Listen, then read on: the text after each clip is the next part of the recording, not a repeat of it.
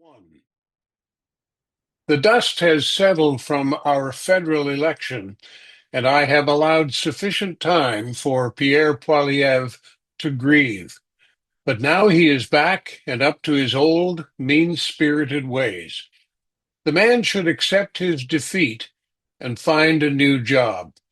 Instead, he will try to win again in a very expensive by-election, this time in what is considered a quote, safe conservative seat in Alberta, end of quote. If the man was half as smart as he thinks he is, he would understand that his political days are over. He was rejected by Canadian voters. And when I say he, I mean they rejected him personally. There was never a greater example of how badly Canadians wanted an alternative to the arrogant rule of the Liberals, and Poilievre had it in the bag, even though it would have been a classic example of hold your nose and vote Conservative. But the thought of power truly blinded Poilievre. He thought he was invincible, that he could do or say anything with impunity. He was warned, not just by me, but by many, including people in his own party. But would he listen? Not on your life.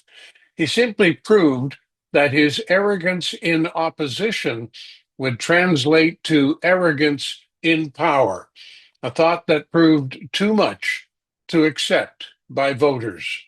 And now he wants to hang around and milk the purse for more. He just doesn't get it. Canadians rejected you. In fact, voters in your own riding rejected you. If he truly cares about the conservative movement, he would step aside and let somebody else take over. And if Canada's current Conservative Party truly cares about the conservative movement, they would take a longer, closer, heartfelt look at what conservative means to Canadians. It bears no resemblance to the United States. That was certainly proven by our entirely national response to Trump's assertion that we should become the 51st state. Canadians, well, to put it straight, are softer, gentler. And don't mistake that for weaker in any sense of the word. Canadians want a government that reflects our values, but with respect. The Liberals have long spoken of our values, but did not respect us. People want an alternative, and Pierre Poilievre was not that alternative. They saw and they hoped that Mark Carney was such a leader, one who could wrestle his own party, the Liberal Party, into submission.